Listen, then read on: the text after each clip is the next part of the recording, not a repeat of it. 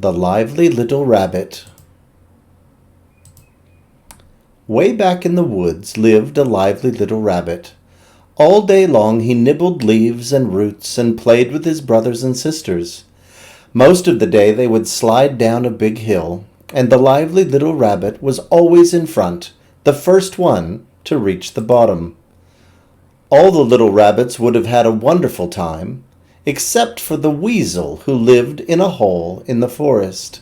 That old weasel was mean and grumpy and always pushing his sharp nose into everything. Besides, he was always ready to eat little rabbits for breakfast. So the lively little rabbit, who didn't want to be eaten for breakfast, was very careful to keep out of the weasel's way. So were his brothers and sisters. Whenever they saw the mean old weasel coming, they jumped quickly into their hole and stayed there until it was safe to come out again. And the lively little rabbit was always the first one down the hole. The weasel was a very cunning weasel, too. One day, when the lively little rabbit was alone in his hole, the weasel wriggled down into it by the back door. For a minute, the lively little rabbit thought he was going to be eaten for breakfast, but he was smart, and quick as a flash he jumped out of the front door and began to run as fast as he could. He ran and ran until he came to the end of the forest. There were big hills and roads going up and down and a little village. But the lively little rabbit only wanted his dinner. "Oh my," he said, "I'm so hungry I could eat 200,000 million big carrots right now." A red squirrel, who lived with his family in a nearby tree, heard this remark.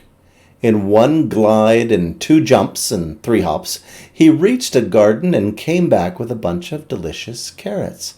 "Oh, thank you, Red Squirrel," said the lively little rabbit, very pleased. "I love carrots. You are a friend indeed." After the rabbit had eaten all his carrots, he decided to spend the night with his new friend. At first he thought it was a funny idea to sleep way up in a tree, but the red squirrel pushed and shoved him until they were both settled, snug and peaceful, high up in the tree under the stars. The next day the lively little rabbit tried and tried to remember his way home, but he could not. So the red squirrel brought him to the wise old owl. As soon as it was dark, the owl spread his wings in search of the rabbit's home. In no time at all, the owl had found it, and he swooped down to tell the news to all the brothers and sisters. The little rabbits didn't have to wait long. "Here they come! Here they come!" they all cried at once, and sure enough, there came the owl flying close to the ground to show the way to the little lively rabbit, who was hopping along just as fast as he could go. The red squirrel was hopping along too. He had come for a visit. "Hello, what's the news?" said the lively little rabbit. "Oh dear," cried the little rabbits. "The mean old weasel came again this morning and ate our great-grandmother on Daddy's side for breakfast." This made the lively little rabbit very sad. "Something must be done," he said. "What?" said the other little rabbits. "I think I know," said the wise squirrel. "We must give that weasel a terrible, terrible scare." And he told all the little rabbits his plan. It was a wonderful idea. They were going to build a make-believe dragon out of leaves and twigs. They would all crawl inside to make it go, and the lively little rabbit was to pretend to be the head. Early next morning, they set to work, and the wise squirrel fixed the lively little rabbit up to make him look very fierce indeed. Soon the dragon was ready. The squirrel and the rabbits looked at their work with pride.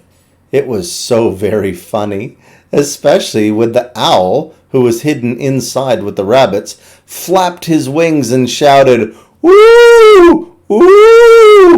What a wonderful dragon it was!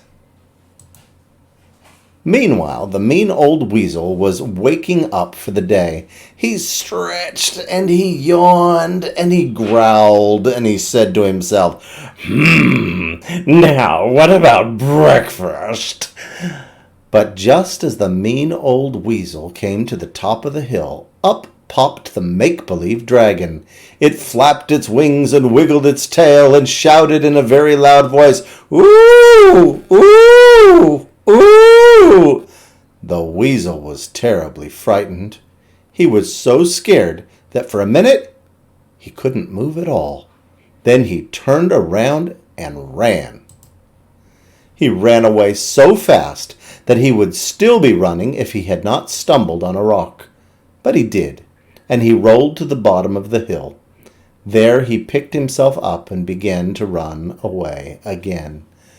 All day long, way back in the woods, the lively little rabbit danced with his brothers and sisters and their friend, the wise red squirrel. Everyone was very happy. The sleepy owl asked to be excused and went to bed.